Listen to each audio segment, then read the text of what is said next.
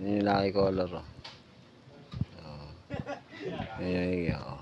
Ay, yari ko yung ano, yung sa ano, yung walang namalinggi siya, tapos walang... Hindi, yun na sa aso. Hindi, yung puro buto. Nalaga ka mga aso.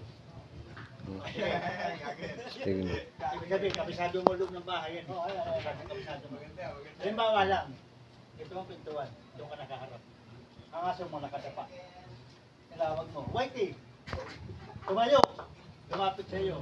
Ibig sabihin, nakaharap ka sa kanya, nakaharap niya sa iyo.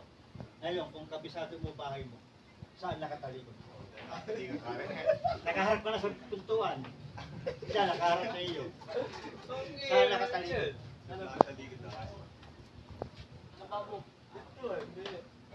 Ikaw nga nakaharap sa pintuan. Aso mo nakaharap sa iyo. Ikaw nga magkaharap ka ng aso. Nakaharap ka sa pintuan. Dapat siya nakaharap na sa iyo, aso. Oh. Pero baka siya ganun.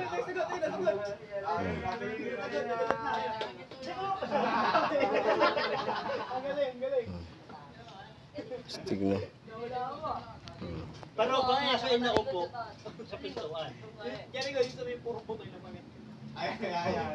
Ay, puro ano pala. gamitin mo ang pangalan mo sa eskwela, sa istoryan. Dito rin ang dati. Si Juan, saka si Pedro. Mali yun. Gamitin mo para mapaniwala.